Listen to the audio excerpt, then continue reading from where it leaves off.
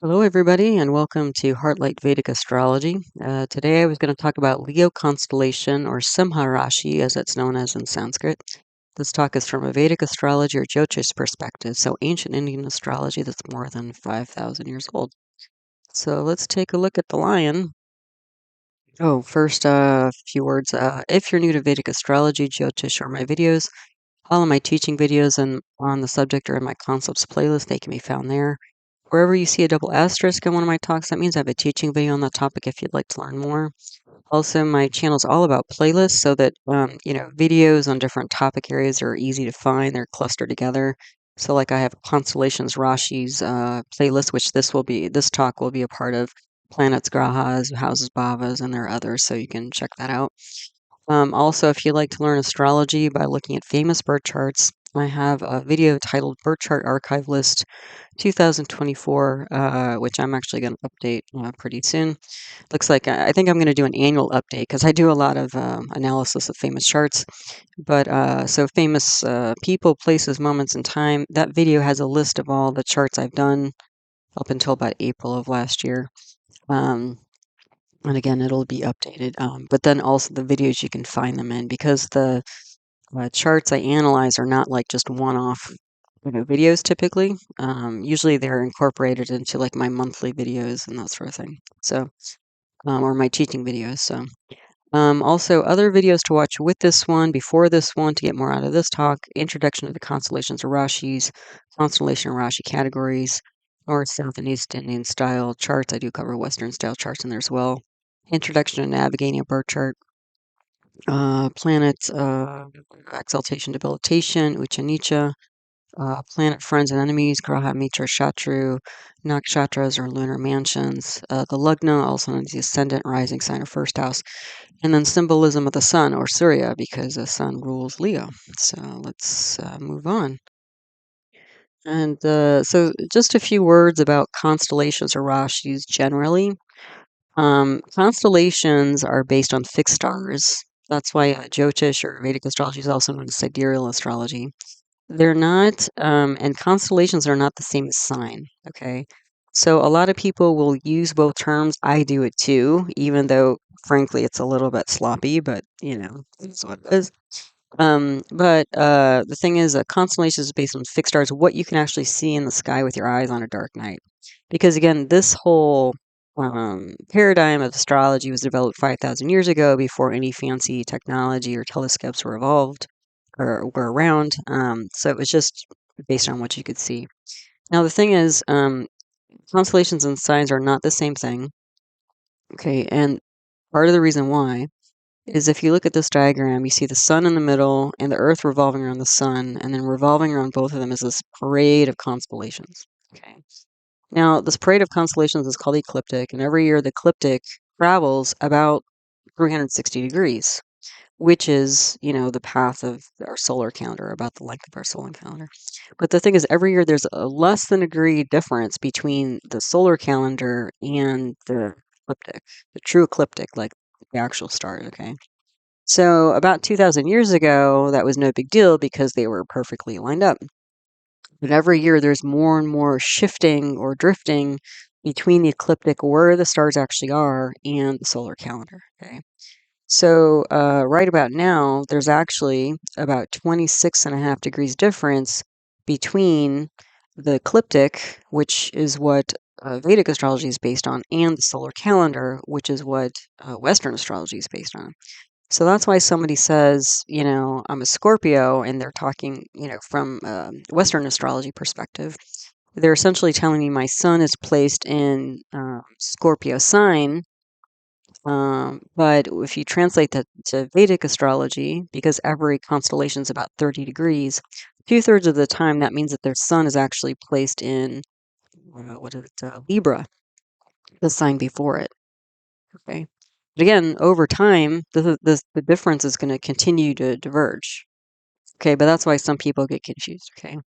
The other thing to know about constellations is that when we're analyzing a chart, always know that planets are more influential than constellations. Okay, constellations are the backdrop. They're kind of like the stage, if you want to think of like a performance or something like that.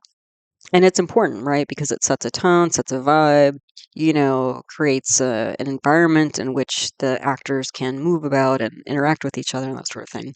So it's not that the constellations are insignificant, but they're just, again, more of a supporting feature or location feature than the planets. Okay. The other thing is that the constellations are ruled by planets. So you want to know what the planets are doing and how strong they are and where they are in relationship to each other to know, even the state of the constellations.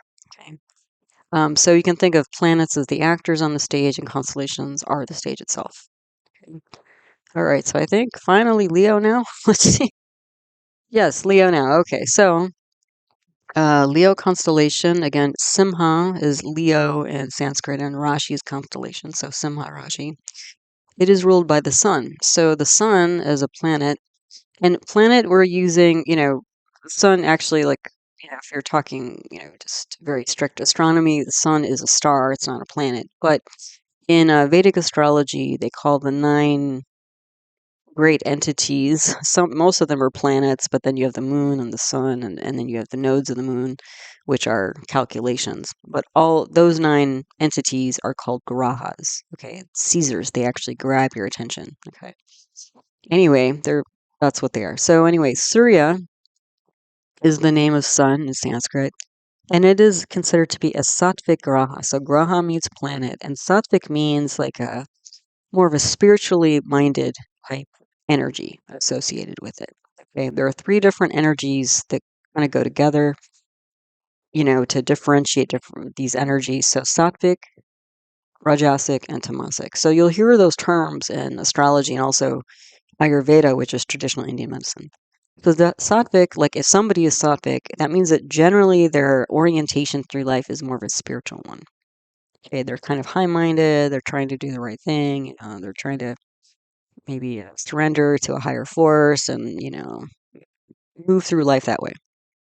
Then there are people who are rajasic. People who are rajasic are active, like goal setting, you know, um, like go do it type people. Okay, they want to build things in life. They want to, have a house and a car and have a good job and a family. Typically, like very, um, and not better or different. And we need all three of these energies. Okay, so to try not to think of one as necessarily better than the other. But people who are Rajasic tend to focus more on like building things in the material world. Then there are people who are Tamasic. People who are Tamasic are kind of inert. Like they're not really thinking, you know, in a high minded way. They're not going out and kind of accumulating tangible things. They're kind of like, inactive. Um, you can kind of think of them as like, couch potatoes, not just like literally on the couch, but sort of in life, like just not really involved, not really participating. There might be different obstacles to participating or whatever, but they're just, not really active on the game board, so to speak. Okay. Now, again, tamasic energy is important for all of us because you need that tamasic inertia energy to go to sleep at night from a medical perspective. Okay. So, again, from these three different energies, the sun is a sattvic planet. Okay, so spiritual type of planet. Okay. So, again, because the constellation Simha is derived from the sun, so a lot of the sun's qualities are going to filter or influence the constellation, but it's not 100%. Okay. So, the sun, because it's so fiery, it's a very active planet. Okay, and so from a medical perspective, sun is considered to be pitta dosha. Pitta means fire, and dosha means imbalance. So in Ayurveda, traditional Indian medicine, there's three different um, doshas, main doshas. There's vata, pitta, and kapha. Vata is wind, loosely translated. Pitta is fire, and then kapha is earth. Okay, so anything that's pitta, fiery, like inflammation of the skin, or fiery of the mind, like anger, irritation, that's a pitta energy. Okay, a lot of fire, like the sun. Okay? So other qualities associated with the sun, again, just to seed, the constellation of Simha is leadership, royalty, power, nobility. When it's in strong strongly conditioned and with benefic planets or in a positive house, that sort of thing. Also, things like creativity, because the sun enlivens things, right? It makes plants grow, it makes us happy in the summertime, a lot of us. Um, there can be other things that are considered more negative, like pride, potentially, ego, uh, constancy, which can be good. Like sometimes it's good if somebody's like reliable or constant, but other times like they're inflexible. Okay. And there can be cruelty involved. Okay. Because Pitta, fiery planet, when it's out of balance, can indicate things like anger, irritation, even violence, and that sort of thing. And the thing is, the sun can be cruel, right? If there's not enough shade or water to balance the effects of the sun, it will dry things out and turn it into a desert. Okay, and then a lot of things won't survive. Okay, so just keep that in mind. Okay, okay. So Simha Rashi is a fixed fire sign. So I've been mentioning that. So the sun is a kind of a constant planet, right? It's always shining. Even if we don't see it, it's still shining on the other side of the world. But the constellation of Simha is also fixed. So that means, like when somebody has a Leo rising sign, Leo is in their first house, which is the first house represents self in a very general way, in a global way, and also sets the tone for the rest of the chart. Somebody who's usually pretty inflexible. Now, again, this depends on, again, the condition and strength of sun in the chart and what other planets it's with. Okay. But generally speaking, even if they're with positive planets, they may be like, like just notorious do-gooders. Like they can't even bend away from all that like nice type of, helpful energy. Okay. Can be on both sides. So again, steady, unwavering actions and behavior, for better or worse. Okay. Now the thing is, because it's a fixed sign, there is a tamasic quality to it because it's fixed. So it doesn't move. It's not a Chara Rashi, movable constellation, which is always like turning. That's usually more Rajasic, again, building, in the material world type energy. It's also not necessarily it's not a dual sign. The dual signs are ruled by Mercury and Jupiter. So Gemini, Virgo, Sagittarius, and Pisces, those are the sattvic signs or constellation. So again, high-minded. Okay. So there's activity, but then there's some like whatever activity there is not going to change or waver very much. Again, for better or worse. Also, because this is let's see, Stira Rashi, it's a fixed sign. Environmentally, the sign is associated with like vegetable matter and semi-sentient matter, as opposed to minerals, as opposed to animals. Okay. I don't use that very much, but sometimes it comes up. Okay. Now the symbol of Leo, the Simha, is a lion. So strong, fierce animal, fighter, top of the food chain, king of the jungle. This is what we call the lions, right? So, i.e., some sort of leader. Now, again, for better or worse, potentially. Okay. Leo is not an exaltation sign or debilitation sign for any planet. The other thing is that there are 3 nakshatras in Leo. So, nakshatras, if you're not familiar, are lunar mansions. There are about 27 lunar mansions. Every night the moon passes through one of these mansions. And so after about 27 days, nights, you get a lunar month.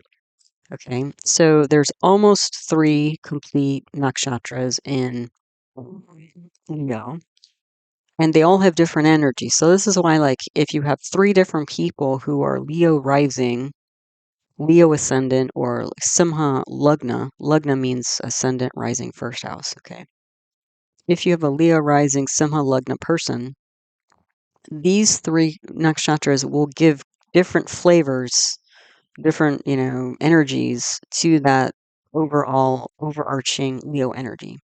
So the first one is Maga. Maga nakshatra is completely in Leo. Okay. Maga is a bit of an aggressive energy. The symbol of it is a throne. Okay, so we've been talking about like king of the jungle, top of the food. So this is a throne. So especially when somebody has Maga, their ascendant is in Maga, their lagna is in Maga. Very much somebody who's looking for a leadership position, wants to be on top, wants to be, head of something, usually. It can be an aggressive energy. Okay. So then after that, we have Purva Falguni. All of Purva Falguni is in Simha. So Purva Falguni is symbolized by a hammock. And this is like a very luxurious, hedonistic, pleasure, enjoyment type of energy. Okay, the finer things in life, traveling, socializing, parties, la la la, very nice stuff. Okay. Now this seems maybe quite different from the energies I've been talking about so far about Leo and the Sun. The thing that was at Purva Falguni, when you have the ability to socialize and travel and enjoy the finer things of life, usually one, that means you have access to them. Okay. That already indicates that you have some level of networking, people, or money, or some other resources that gives you access to these things. Okay. Part of the Leo constellation energy is this kind of being in high remote places that not everybody can access. Okay. So again, and the other thing is that Leo is the ruler of the natural fifth house. So the natural fifth house is when you line up constellations 1, 2, 3, 4, 5, with the houses 1, 2, 3, 4, 5. Okay, so this means you have Aries in the lagna in the rising sign, and you have Taurus in the second house, and you go on, and you have Leo in the fifth house. The fifth house, generally, not just a Leo fifth house, but any fifth house, represents creativity. So creativity, like creating children, okay, like a biological creativity. It can also mean creativity, like artistic creativity. Okay, and the fifth house also can represent like a stage or like yeah, that kind of thing. Okay.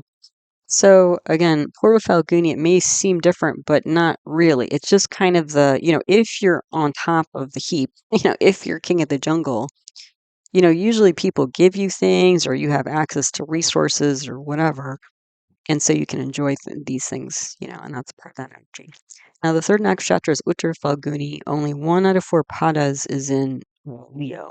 So padas, each nakshatra is divided into 4 padas or feet, and each pada has a different energy within each nakshatra. Okay, so we got Leo at the top, and then we have 3 nakshatras, and then which each have a different energy under the Leo constellation, under the Leo umbrella. And then each nakshatra is divided into 4 padas. Okay, so then you have sub energies also on that level. Now, Uttar Falguni is also symbolized by a hammock, but the difference between Purva Falguni and Uttar Falguni is just about like enjoyment, having a good time, partying. Like I see a lot of artists, for example, or luxury goods providers. Like who was it? Coco Chanel, the famous, fashion designer from France. She had some placements in Port Falguni because, and I believe they were associated with her, if I remember correctly, her 10th house of career. She was, providing all these luxury goods to high society. Okay. And it was just like enjoyment. Like it's just like how much luxury can you stand, kind of thing.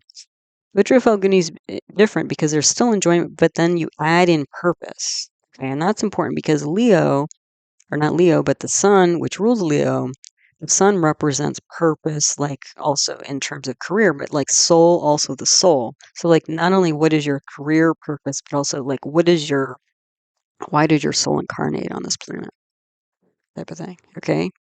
So, just so you know, when you have a Leo rising, within that, you have 3 subcategories through these nakshatras, and within each nakshatra, there's different padas. Okay. All right. So, just to set the stage or tone, then what else do we have? Okay, so now more. So this information about Leo is kind of more on the personal level. So because this is an odd number sign, and Leo's number 5 in the zodiac, right? Aries is the first, and then Taurus, and then Gemini, and then Cancer. Now Leo's number 5. Because it's number 5, just by that, so it's like a little bit of numerology. It's an odd number. That means it brings a masculine energy.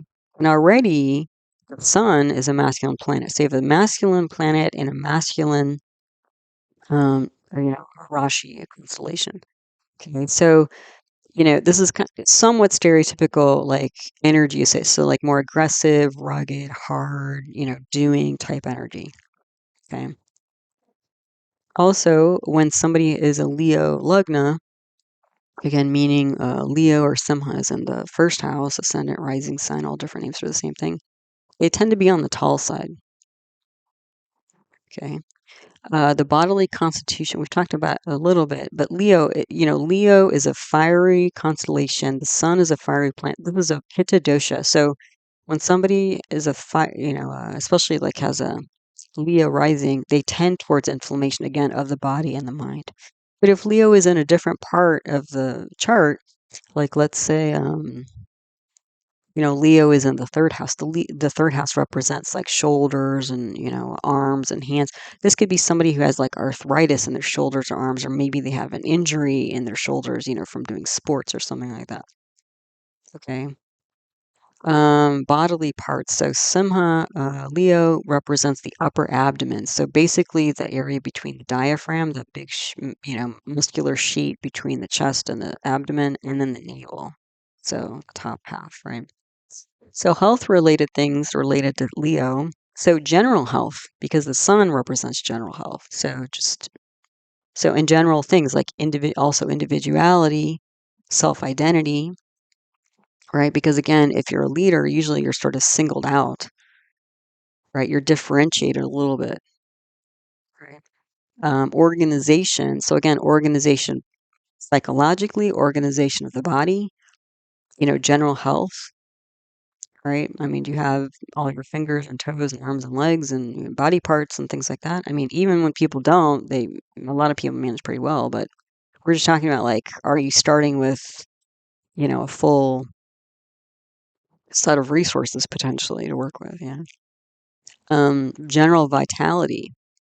Like, do you have energy? Do you have vim and vigor? That sort of thing. Resilience. When you get sick, can you bounce back pretty quickly? Or do you just, does it, pull you under for a long time and sideline you, Courage, again, all that fire energy, not only can it be like, innovation, leadership, but also, courage. Yeah, the will to fight, personally, professionally, medically. Purpose, we talked about, sun, do you have, enough sense of self and enough sense of your identity and enough sense of your purpose to, live it full out? Or are you constantly wondering and guessing and analyzing and, losing a lot of energy that way?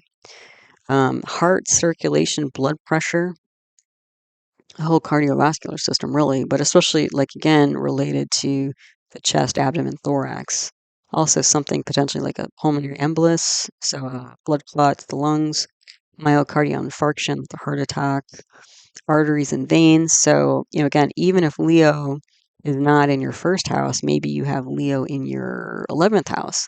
The 11th house represents the calves. If you have Leo in the 11th house and you have negative, or not negative, but natural malefic planets in the 11th house, and the sun is not well positioned or not strong, maybe you have like varicose veins or something in your legs, lower legs, that kind of thing. Or maybe an a thrombosis or something, blood clot in your lower legs or something like that. Yeah. Also back, ribs, spine, because the sun represents the bones. But again, if we're talking about the thorax, right, the abdomen, chest area, because that's the fifth house there, back, ribs, spine. Also immunity, right? Again, do you have defenses to foreign pathogens and general equilibrium? Can you stay balanced despite the challenges, outer challenges, or tangible balances that life brings? Okay. Also, I've listed here fruitful and barren. This applies to the ability to have or have children. Okay, now this is not strict. Okay, it's not like Leo rising, ascendant lagna people never have children. But there tend to be issues here, or they tend not to have very many. Okay, now part of that is because, again, we're talking about Leo. So, sun, very fiery, constant, fiery energy can dry out a desert. So all the fire signs, including Leo, those rising signs, um, because the fire signs are, 159 houses away from each other. So if you have a fire sign in the rising house and the first house in the lagna, that means you have a fire sign in the fifth house regarding children. So that means you have a fiery environment. So inflammation and dryness tend to show up in those areas. So not lush, like you would want a lush field typically to grow things. Yeah. Um, there are other issues as well, and we'll talk about that, I think, on the next slide. But so again, Simha folk may not have children or may only have a few children, typically, but not always. And then you got to look at their partner's chart as well. So that's a whole another thing, right? Okay, so what else? Okay, so now if we focus on Leo, or Simha is the lagna, and again, lagna is another name for ascendant, rising sign, first house. And this little mock-up chart on the right here, this is a North Indian style chart. That's what I use in my work. So if you've never seen one before, this top diamond that I've colored in at the top, with all five in the corner, just this house, okay, this house is always the first house. Again, ascendant, rising sign, lagna. Okay. Now there is a little five in the bottom corner. That five in the bottom corner represents the fifth constellation of zodiac, meaning Leo or Simha. So when you have the little five in the bottom corner of the lagna, that means you have a Leo rising or a Simha lagna. To get to the other houses, you count inclusively up into the back or counterclockwise. So if you go up to the upper left corner, that upside down triangle, that's the second house. And then the other triangle to the side, in the upper left corner, that's the third house. And then you go around, okay, just to orient you. Okay, so the lagnatia means the ruling planet for the chart, okay? And the lagnatia is the sun. So again, what are the qualities of the sun? Heat and warmth, vitality. Okay, so somebody who is a sun, Leo rising, tends to be, they're not usually, it depends, but they're not usually like off in a corner kind of wallflower type. Okay, it's just they naturally have a lot of energy typically. um, And so they sort of, well, like the sun, right? The sun's a star. I mean, they kind of shine because there's just movement and activity and, energy there. Um, Also, because it's the sun and the sun has a central position in our universe, they also naturally tend to gravitate to a central position. Like it's almost like other people sort of naturally cater to them, because they do have this, vitality and energy and warmth, typically. Now, the warmth, that might be a warm personality, like warm and friendly. But again, depending on the condition, the strength of the sun in a particular chart, and what's in the Leo constellation house as well, this heat might turn into like, a violence, if it's really too hot, if it's like boiling over, like hot, okay. Um, Also, because the sun is kind of in a central position, a lot of Leos tend to have, quite a bit of self-interest, for better or worse, okay? Like if they want to be in a leadership position, if that's their natural tendency, then they, it's like it starts with self, right? You lead yourself and then you end up leading others, kind of thing. Also, again, this is a fixed fire sign, so unwavering actions here. This is going to be somebody who's hard to shape and shift and mold. Like I know a few people when they were kids, they were probably like some sort of fire sign, not necessarily Leo, but like one person I knew in medical school, she said she was very like as an adult, she was very reserved and at least on the surface. I think underneath she had a lot going on under the hood of the car. But at least when you first met her, she seemed very like, kind and considerate and low key or whatever. But she told me as a kid she used to wear the shirt that said like I'm the boss. So, that's I don't know, it kinda sounds like a Leo kid potentially, or at least some sort of fire sign, but maybe because of her parents or her upbringing or her environment, maybe some of that got squelched because they were like, "Don't be," or maybe being a woman or whatever, that got squelched, to some degrees, but I think it just, for her, ended up becoming a little bit passive aggressive, frankly. So anyway, again, Leo people just sort of naturally they tend to gravitate that way, and then people naturally gravitate around them into this sort of. They tend to be in a position where they're served. They have some sort of entourage, some sort of following. Whether small or big or small, and then they end up in leadership positions a lot of time because they have this natural sort of energy, vitality, activity going on, that draws attention and may, force or lead, inspire. It can be either way, again, depending on how much heat there is, force or inspire other people to, step up. Okay. Now, in a Leo rising chart, the second house and the 11th house are going to be ruled by Mercury. Okay. Mercury is a neutral sign for the sun. So there may be, and so we're going to have, what is it, Gemini in the 11th house and Virgo in the second house. And both of these signs are dual in nature. So there could be a dual nature to friends or family. Like there can be this sort of, I was kind of thinking like, because it's neutral, it's sort of like, how would I say, like, there can be quite a lot, but there can be the shifting going on. Because again, there's this inherent power dynamic that forms, whether it's conscious or not, by the Leo person or by the people around them.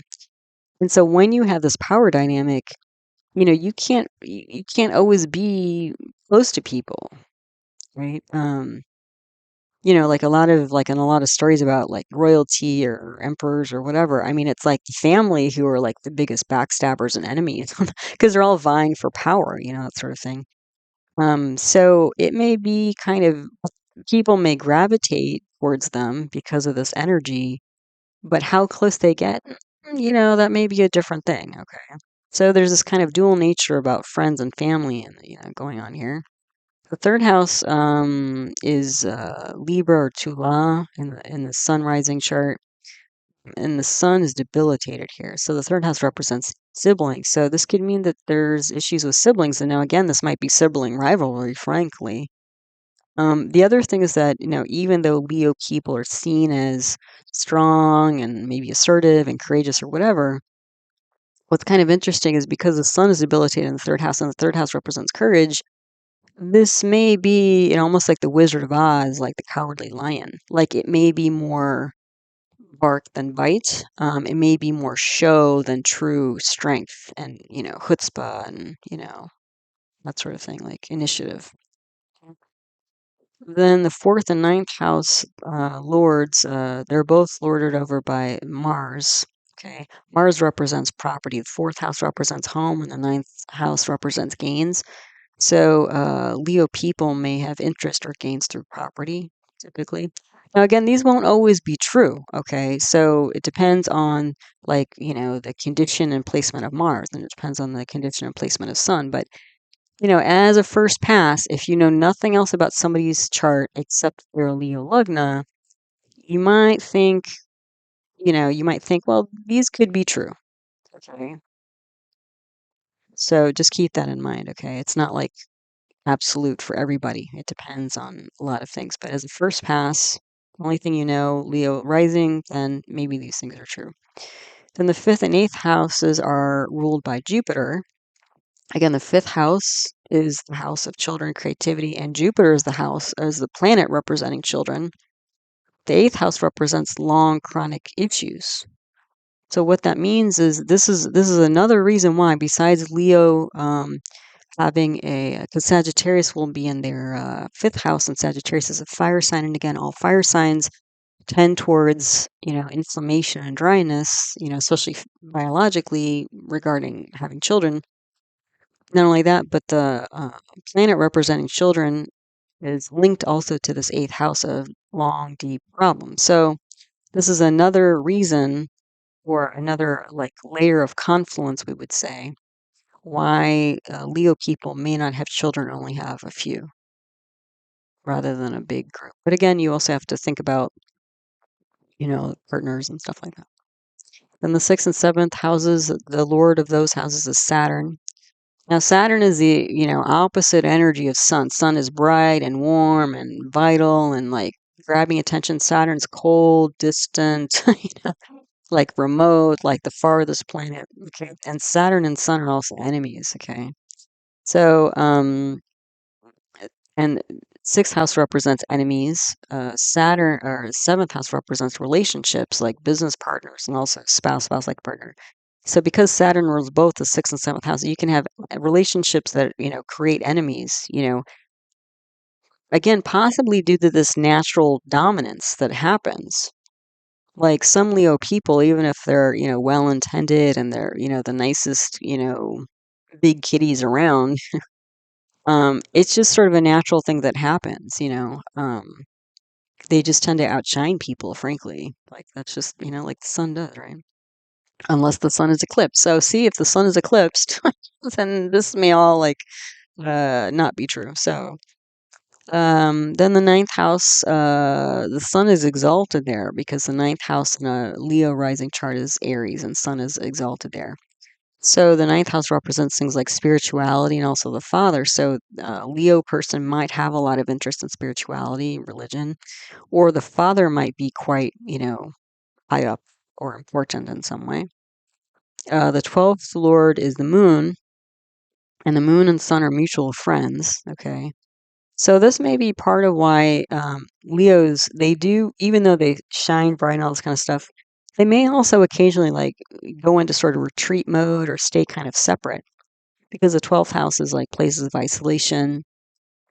And so it may be that they need time out from, being, like I think of like celebrities, like they shine really bright. Everybody wants kind of a piece of them or piece of the action or something, wants their autograph or whatever, selfies or whatever.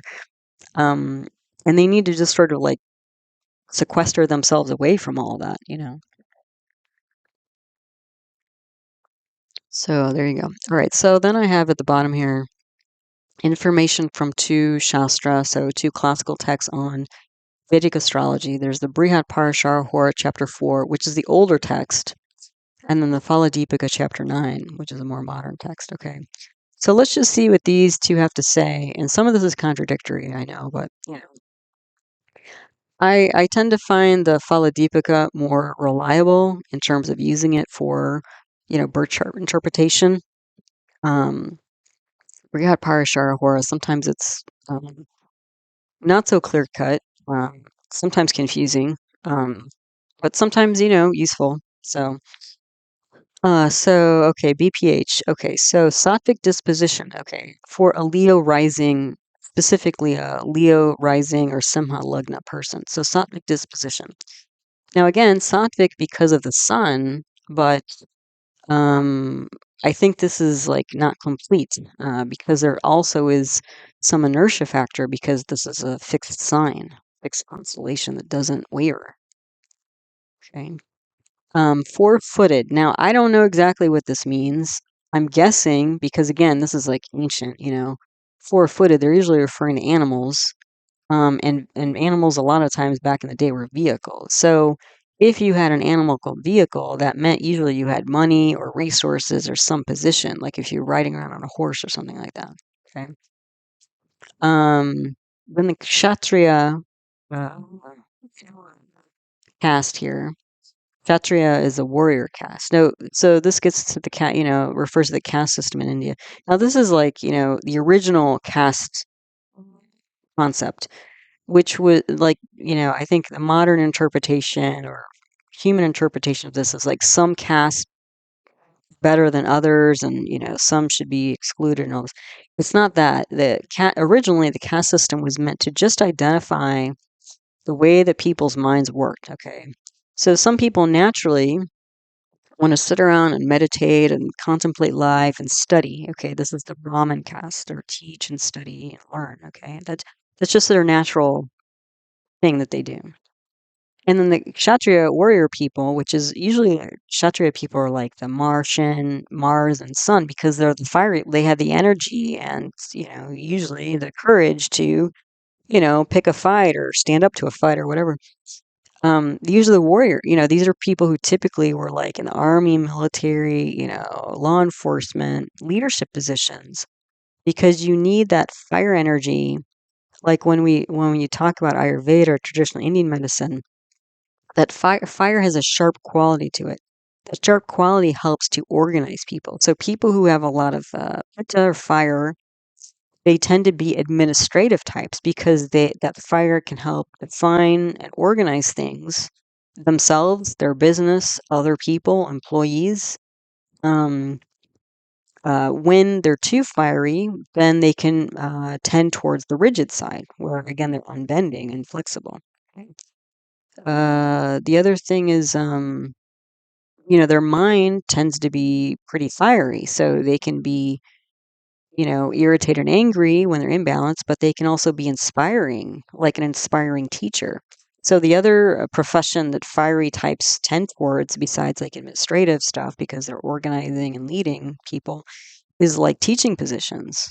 Like a teacher who stands up and can keep your attention for an hour or whatever like that. They have a certain amount of fire. If they're more of an earthy type, that can be like a slow, steady energy. Those are the kinds of videos where it's like you want to fall asleep to, like the rain videos like on YouTube. It's just like a little pitter patter. And it's like, okay, it's like soothing and grounding as opposed to like, oh wow, this is kind of a cool idea, that sort of thing. So anyway, Simha Leo people tend to be Kshatriya warrior caste, which I agree with. Okay. Now, it resides in a forest. We'll talk more about placements, but this is, fairly consistent, and you'll see it in the Phaladipika and the general summary I'll talk about. Bulky body. I don't know. I have a question mark here. I don't know that this is necessarily true.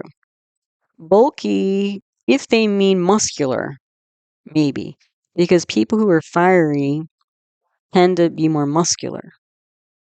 Okay. So if bulky means muscular, yes. If it means like overweight, maybe not. Okay. But the translation I had said bulky body. So that's why I put a question mark there. Pale and hue. Now, this seems completely contradictory to everything that I've ever learned about Leo and the sun. So that's why I put a question mark. Like, I don't know where they got this. I don't use it. We'll look at the Phaladipika, which says like reddish, which makes more sense to me. Because again, the color of the sun, right, is a dark, deep red. The color of Mars, another fiery planet, is a bright blood red, right? So, okay. So, what else do we have? Resides in the east. So, all of the fixed, I don't know, all of the fire signs are related to the east. So, that's why. Strong in the day, because the apex point, the strongest point of the sun is like midday at noon when the sun is right, at the top of the sky. Okay. So most of it's okay. Some of it questionable. Some of it absolutely not. Like pale and hue. Like I would never, use that. Okay. Now the Phaladipika. What does that say? Reddish eyes. Now this was interesting to me because I do Ayurveda. For those of you who know, my day job is being a physician. Uh, but like one of the things in Ayurveda you can do a face analysis. Okay. One of the things you do is when you look in the eyes. Okay, is if you see fairly prominent blood vessels in the eyes, and some people have them, some people don't. When you see fairly prominent blood vessels in the eyes, that usually means that somebody or they have a family background of cardiovascular illness. So we were talking about heart and cardiovascular system. So that was really interesting to me. Very specific detail. Large chin. I'm not exactly sure why. That even seems like metaphorical to me. Like if you, take it on the chin, meaning you have a strong jaw, but also meaning like you have strong bones, like in your face, right? Like take it on the. Usually, people. I think there's something about that, right? Like people who have like a strong jaw, like they're seen as more powerful, or something like that, potentially. Broad face. Now, again, broad face that might have to do with like bone structure, which if they have strong bones, they may have strong sun. Arrogance. So again, this is the negative side of sun. More the egoic potential side. Unsupported confidence, misguided confidence. Powerful, I mean, yeah, if it's a strong placement of the sun. Valiance. Now, this is the more positive side, potentially, willing to step in and do good. Firm minded. So again, this is that, fixed fixed, constant behavior, fixed, constant thoughts. Obedient to his mother. I have no idea where this comes from. I have, that's like completely random to me. Maybe I haven't checked up. Maybe. And then fond of roaming. So roaming again, action, right? They're not just sitting around; they're moving around. So fire element, forests and hills. So again, forests tend to be remote places, and hills are also remote places because again, the place where kings or queens or royalty or leaders tend to be, they tend to kind of sequester themselves a little bit to protect themselves, consciously or unconsciously. And then angry at trifle. So again, this is when that fire is out of balance, this pitta is out of balance. Okay, what else do we have? Now, Leo, Simha is like an environmental, kind of background type energy. The method of rising is a head rising or Shirshadaya rising, meaning that the several of the constellations, like there's like with the lion, there's the head and then there's the tail. So literally, when Leo comes up in the sky in the east every day, the head comes up first, not the tail. So all the constellations where the head comes up first, that's considered to be an auspicious energy, meaning when you have benefic planets in these head rising rashis, that means more of the auspicious energy comes through. So it's a subtle thing. I don't use it much, but if you ever were trying to decide between two very subtle variations, then this might be helpful. Again, direction is east, element fire. We've been talking about that. Okay, now places. Mountains, caves, rocky places, high steep places. Essentially places that are difficult to access. That not this is like sort of the opposite of Gemini, where Gemini was like, train stations and airports and internet where like you have gobs and gobs of people climbing all over each other. This is like not everybody's gonna climb up Mount Everest. Cave, like you can only fit so many people in a cave. Rocky, high sea, you have to make an effort, right? Use your fire to move into these areas, right? And then we have forts, castles, right? So literally sequestering ourselves, like this photograph or picture image here. I don't know if it's actually a photograph, but it's like high up. You can see like you have to really work to get yourself up here. And then there's a fort, right? There's a wall, protection, and then it's even higher at the top here, at the very top. So this is where you have a good lookout point to again protect yourself from enemies because it's Saturn, lords over both the sixth house of enemies and the seventh house of relationships, but also to protect and have a higher view and have a higher vision, that sort of thing. Jungles and deserts, well, they're remote and also they're hot and or dry, like the sun, right? Main hall. So again, this is usually where like a hall, not like a living room where you're sitting on your couch, but a main hall is usually like where there's an assembly of some sort. And usually when there's a main hall, there might be a stage or usually somebody gives a speech or something like somebody usually stands out in this main hall as a leader. Like it might be a band on a stage, it might be a speaker at a podium, it might be somebody with a microphone giving a speech or giving directions or whatever. Okay. So there's some organization of the masses here. Disorderly places. I don't really know why this is here on this list, but it's on the list, so I gave it to you. East wall room house. Yes, we've been talking about east, right? Because this is not a fire sign, because it's a fixed sign. Medium level. Yeah, I'm not sure why exactly. The other things that I added here, because the things that my list were more of these sort of physical things. And I think again more kind of old school traditional. But because Leo is the ruler of the natural fifth house, I also put stage and screen, like performances. I see the fifth house, I see a lot of like singers, actors, even speeches, um, protests, things that are like on a stage related to fifth house. Okay, where you have somebody, and whether it's a stage or a screen, there's somebody that everybody's staring at typically, And it's like, influencing the people who are watching their performance or speech or whatever. And also high society, because again, these places here, mountains and caves and castles and forts, jungles and like these are physically hard to get to. Not everybody will make it, right? Because there are different threats, okay? But if you have a strong sun and the things that symbolize strong vitality, strong immunity, like strong leadership, then you can turn these things around and make it higher in life. Like whether it is an actual castle with a fort on a hill, on a mountain like this, or high society. Because to get to, a high society, like maybe a private club or something like that, or a high level education or something like that, you have some sort of resources, mental, physical, emotional, social, that helped you get there and helped you, beat out the competition, essentially. Okay. So if we look at the general, kind of qualities of all of these things listed here, what are we looking at? Remote places, high dry, places not everybody can reach or survive the threats of, and again, on different levels, mental, physical, emotional, social. Okay. The higher echelon, right? The ivory tower, this kind of thing. All right. There we go. So Leo, Constellation, Simha Rashi.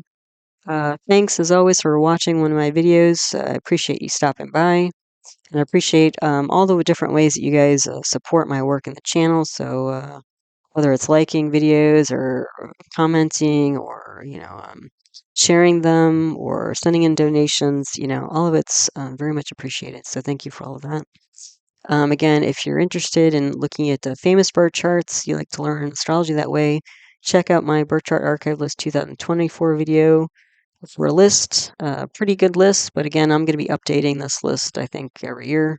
That's the general plan. I do offer personal birth chart readings if that's interesting to you. If so, you can email heartlight@yahoo.com. I do those live on Zoom, on Skype. There's pre-recorded video, and then I do offer gift certificates if you'd ever like to give somebody a reading. I do have another YouTube channel on natural medicine where I talk about Ayurveda, traditional Indian medicine, as well as yoga, homeopathy, and naturopathic medicine. The name of that channel is Nature Source Care, so that's out there too as a resource for you. Okay, so as always, I hope you found this talk helpful, useful, and interesting to you as you learn to navigate the energy cycles of your own life. All right, so take good care, and until the next one, namaste.